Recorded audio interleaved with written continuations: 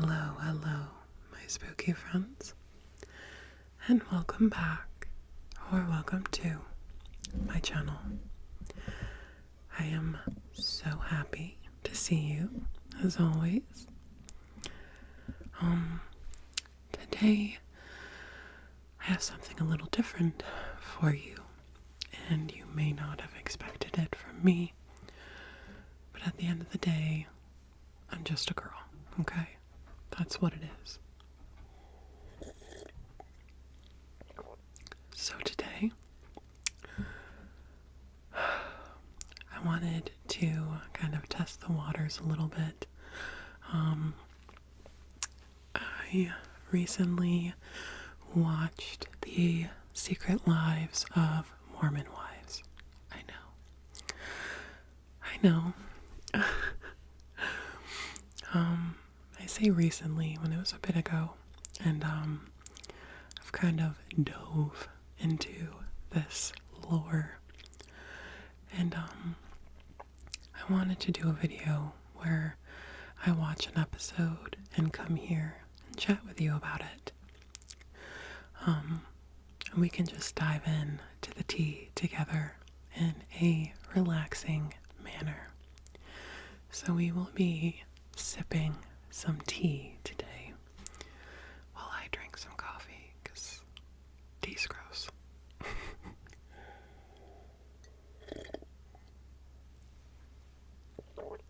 So, I have watched other channels where they do this, and I really enjoyed it. And I mean, I've been watching reality TV since Jersey Shore came out, and that changed my entire life, so why not? So today, let's dive in. I took notes, so hopefully we can stay right on track. So we will begin with episode 1. So this show revolves around mom talk. You will hear it a million times in the show. To me, it's kind of cringy. They'll be like, will mom talk survive? How will we get mom talk to survive? And it's literally like a hashtag. Like, I don't know. But anyway, this is very real to these women. A lot of them, mom talk brings in brand deals, which brings them more money. It's kind of like this content creator house, but they don't live together. They just make more money filming together rather than separate. And this show is about Whitney, Michaela, Jennifer, Jessie, Layla, Demi, Macy, and our very infamous TikToker, Taylor, which you may honestly follow her on TikTok. I was shook to see her on this show. I was shook because I had followed her for years, and she would always post these TikToks that were like bizarre. She's like a woman that had a baby that looked like Stephen Salvatore, and then she was trying to say she was 50 and her friends were her twin daughters. It's very bizarre. And then to find out they're all Mormons, which this didn't really fit the narrative that I had for Mormons, which says more about me than them. Anyway, so we dive in to Taylor. She's the first one we are really introduced to. And she, I guess, is the creator of Mom Talk. She's the one that really kicked it off, and she talks about being a mom, about Mom Talk, where it starts. And she says it started with just the 4 girls, Whitney, Macy, Michaela, and Taylor, which isn't true. There were other girls, but I guess there's a lot of legalities when they started filming this, so they couldn't really, like, the narrative on how Mom Talk started is a little wonky. There's a lot of players missing here, and they actually did casting to get additional girls in Mom Talk. But anyway, Taylor says it was just Whitney, Macy, Michaela, and Taylor. The show starts with how Taylor had exposed the Mormons in Utah for a major swinging scandal. And in the show, whoever snipped and trimmed the show did a really good job at selling a specific narrative. So it is basically perceived that the only one that was involved was Taylor, not all the wives. But it involved Taylor and her old friends, the old group of Mom Talk.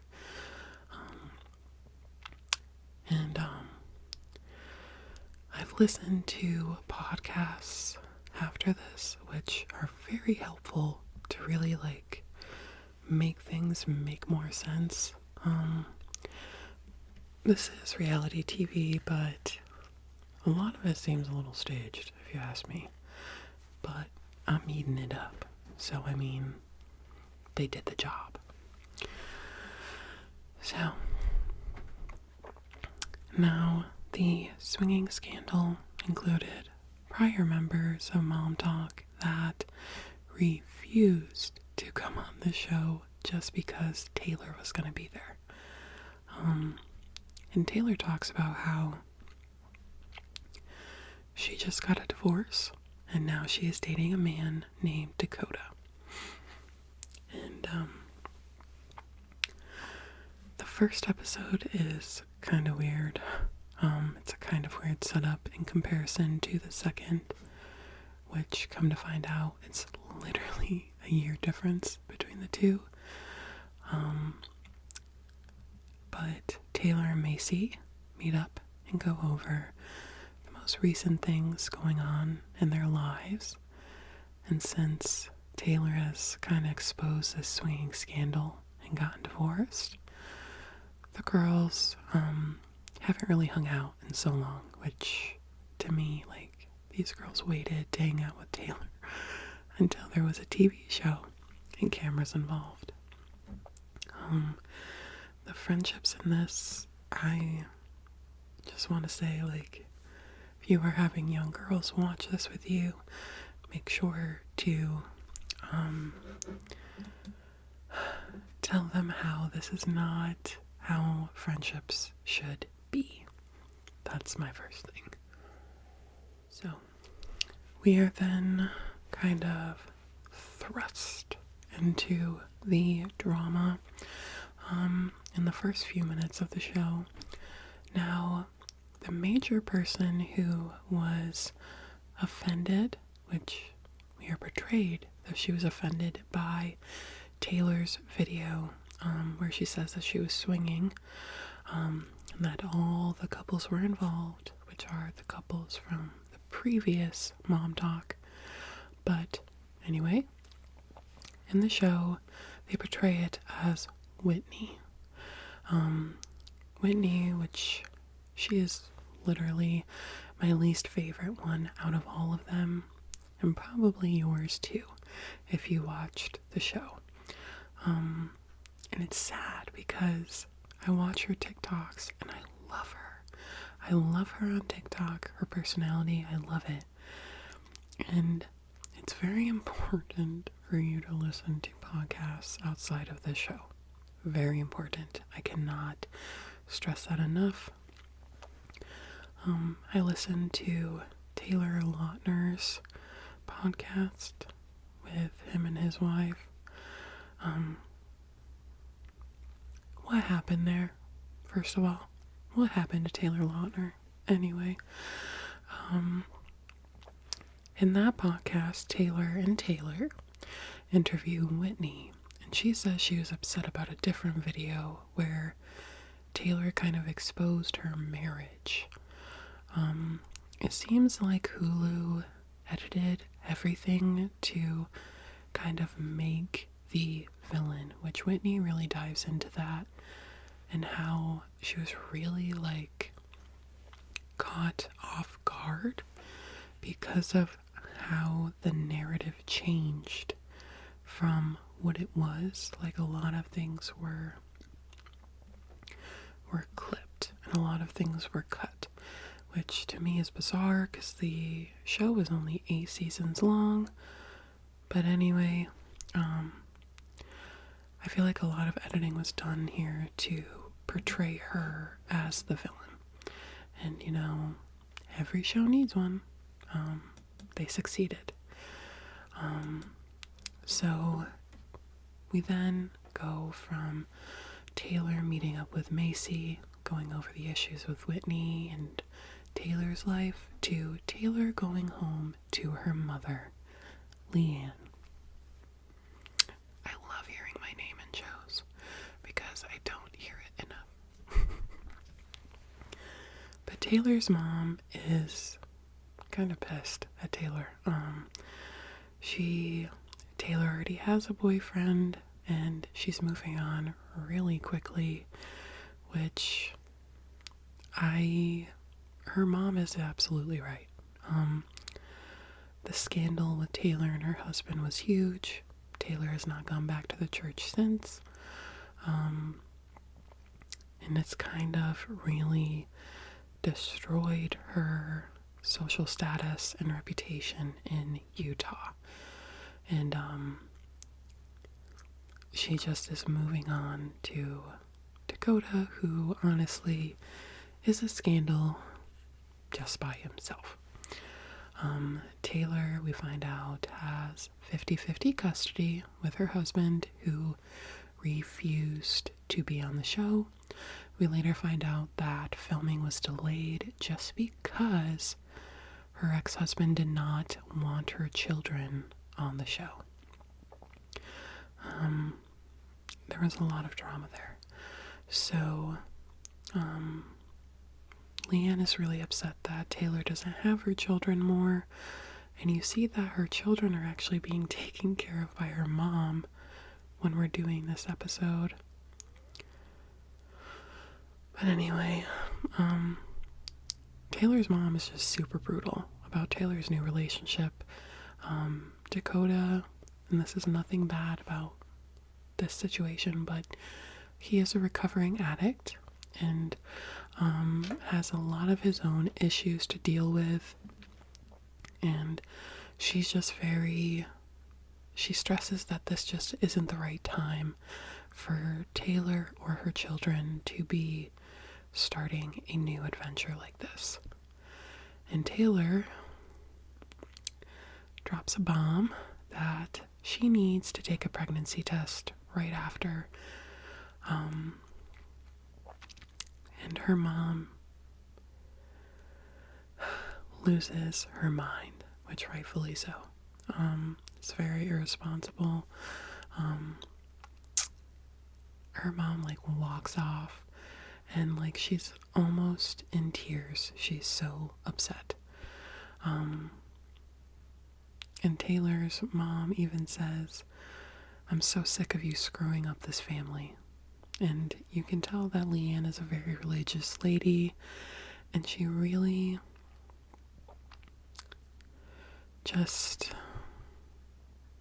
she wanted better for Taylor, and Taylor continues to expose herself and put herself in these situations where her mom can't help her. And Taylor being in the public spotlight, it just really complicates things.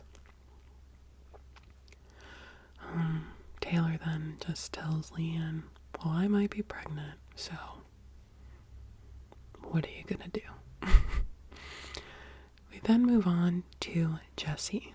Love Jessie. She's a little thing. She's I think 5 foot. And she's a hairstylist. Very accomplished one at that. and she has Jay-Z hair products. I think that's what it's called. But we go to Jesse's house where all the girls meet up, and it's pretty much everyone besides Taylor and Whitney. We find out that Whitney had fled from Utah after Taylor's swinger scandal and the backlash that was put on Whitney, which we find out that she was dealing with her own things. But Whitney had fled to Hawaii for a new life and is now moving back. And right before she left, there were a lot of rumors about Whitney's husband, Connor, being on Tinder.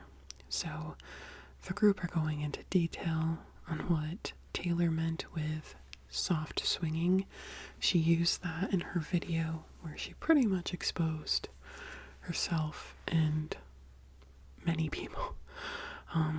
Which we find out soft swinging is everything besides actual sex. And it's all of them right by each other. So, and I guess Taylor, her husband, and other Mormon couples were at parties where this soft swinging was occurring. Demi, who is my favorite, she's gorgeous, and I just love her personality. Just a no bullshit, straight to the point person, and I love that. Demi was there with her husband Brett, and she goes into detail on how Taylor was kind of trying to push Demi and Brett to soft swing, and Demi wasn't down, and Taylor was actually throwing herself at Brett. So we kind of dive in on Demi a little bit. Demi is with Brett, who is 46 years old, which brings them to a 29-year age gap. But he is gorgeous. He seems really nice. I'm not usually into age gaps like this, but they seem like a perfect match. Men take some time to grow up, and some it takes till they're 46 too, so maybe they're on the same maturity level. So we then go to Whitney Lovett, aka Whitney. She goes into detail about how Taylor's video started rumors about her family, and she didn't want to be involved, and that's why they moved to Hawaii for literally 2 months. So Whitney and her husband, Connor, they are married, have 2 children, and Whitney says that Mom Talk gave her a second life. She was really feeling like she was only a mom, and Mom Talk gave her something else to be besides just mom. Whitney and her husband, we are to them now, and they have moved back from Hawaii and are moving into their new house. And she has her first sip of alcohol, which is champagne, when they move in. And Whitney is very determined to film again and talk to Taylor so that basically they can make money off of TikTok again.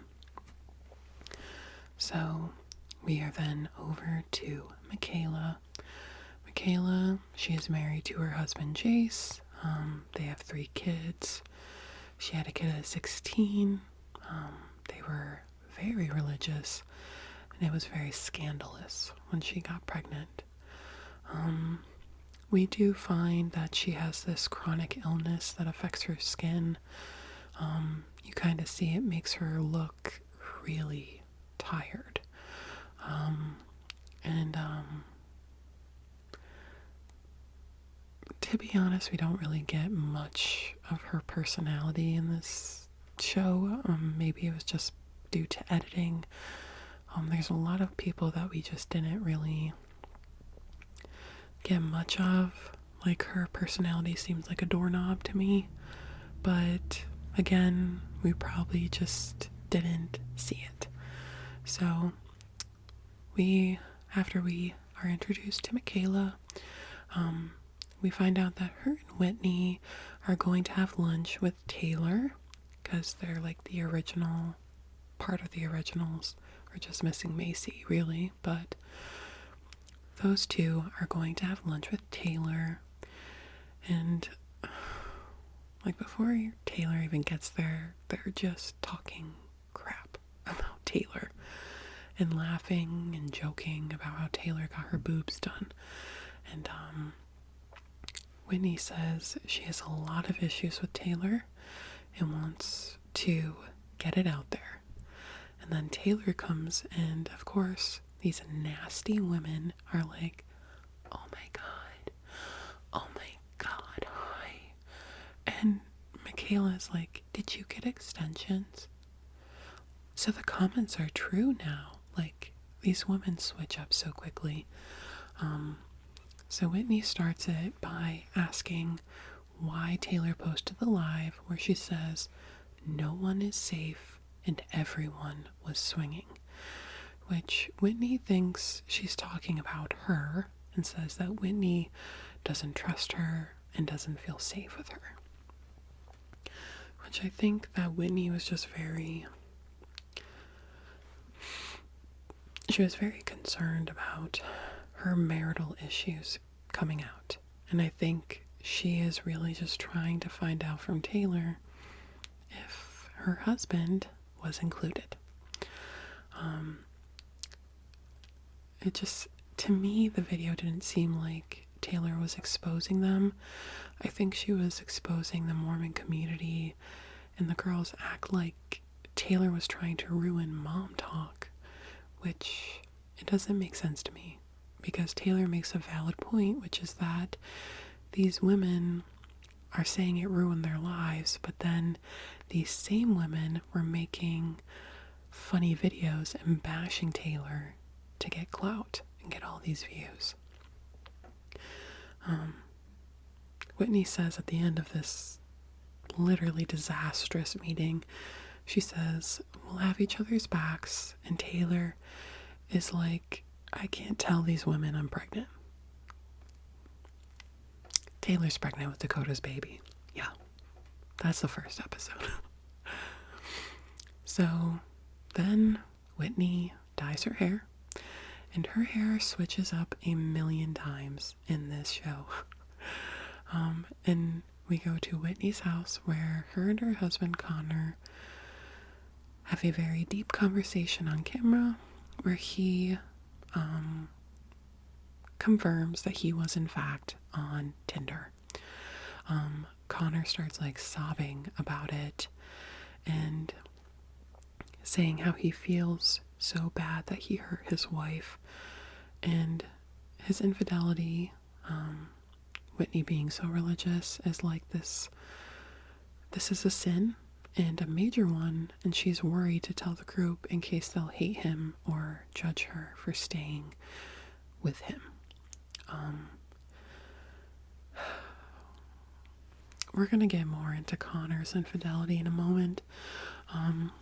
We then go to, and whenever all these girls get together, it's bad.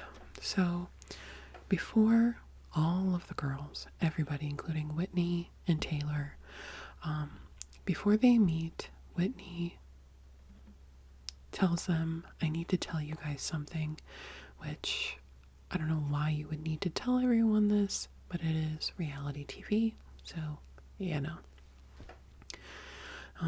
They act like if they don't tell each other, they can't save mom talk, and if another scandal happens, it's done. Which, anyway, Whitney says there was a rumor Connor was on Tinder, and she is sobbing, saying it is true, and that Connor had been struggling with a porn addiction and basically makes excuses for him by saying Connor was just confused and this is not something that would and could ever happen to Whitney. Demi then asked, like, did this go beyond Tinder? And Whitney says, no, it didn't. And Demi then asks, how long did this go on for? Whitney says, their entire marriage. I don't have a red flag, but anyway, Connor was having full-on conversations with these women and sending nude photos back and forth. Whitney goes on to say she feels like her whole marriage is a lie, and they ask how Whitney knows Connor didn't meet up with anyone, and Whitney says because Connor said he didn't, and she's going by his word. And Taylor feels crappy because Whitney made it like Taylor's fault for her leaving when it was Connor's. Whitney kind of portrayed the reason for her fleeing Utah due to Taylor's videos exposing whatever was going on, and it was because Whitney was just fleeing to avoid the embarrassment of Connor being not loyal. And this is when, so Whitney has disclosed and opened up, and Taylor is up next, and she says she has some news, and you can tell Whitney is like upset it isn't about her for this whole hangout. And Taylor tells them that she is pregnant, but she had an ectopic pregnancy, and you can tell Whitney is like fuming that Taylor says something dramatic about her life when Whitney just said something, which is so ridiculous. Like, you're hanging out as a group. We are women. Traumatic things happen to everybody. Be something for somebody else to lean on. Like, anyway, that their hangout ends, and Taylor pretty much acts like the whole pregnancy thing and ectopic, so whatever, she's moving on. So the episode ends with Taylor and Dakota. They're going out to dinner. They're having a little sweet date. They're dealing with them having a miscarriage and Taylor's trust issues from her past relationship. And Dakota, he also has them too. And Dakota says, your sharing days are over, which I thought was cute. And they talk about if they're going to be back in the Mormon church and how they want to turn everything to God. And Dakota says if Taylor is going to a party, he can't be with her because of his past with addiction. And I don't really like her responses for this part. She kind of says, basically, I want to party and drink. So basically, tough crap, I want to drink. And it's not her responsibility to worry about his addiction. And Taylor goes on to say, tonight I'm getting effed up, and they go home. And everything seems fine. And before everything hits the fan on this episode, all the Mormons are tucking their kids into bed, and the police are called by the neighbors. Because Taylor is hammered and throwing chairs at Dakota and hitting him. And Taylor is talking to police. She's sobbing, visibly upset and disheveled. She's saying she peed herself because she was so scared of Dakota. And she gets arrested for domestic violence. And the episode ends with Taylor coming back on for an interview after being arrested and going to jail. She's pregnant, very pregnant, and we get some insights on how Whitney basically wants to kick Taylor out of the group, and she wants to be the queen of mom talk.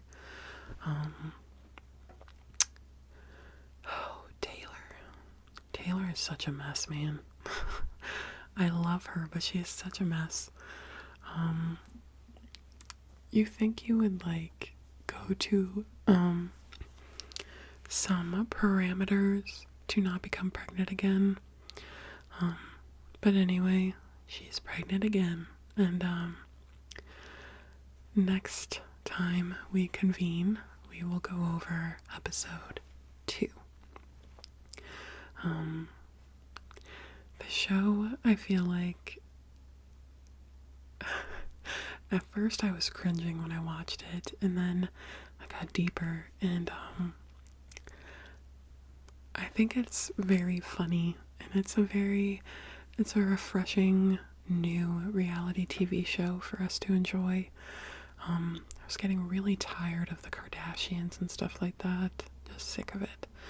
And the perfectionism, and just watching TV of people that are just so unrealistic. I liked this show because it shows women in this very raw form. It is snipped, it's cut, it's trimmed to fit a narrative, but even with that, we're given good just insights on women in a different community, I guess. And it's just interesting. It's interesting to see this. I think with the Mormons, at least for me, we were just like, we were given sister wives for our little peek into Mormon life. And this is just interesting to see their culture in a different light.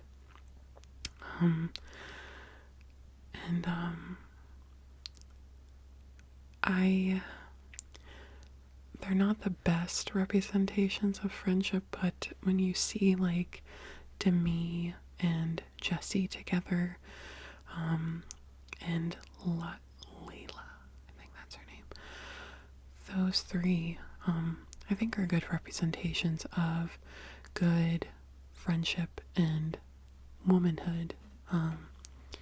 They're very, Demi stresses how much to not take any crap from somebody and to always remain true to yourself and things like that. And she definitely shines in this season and in each episode, really.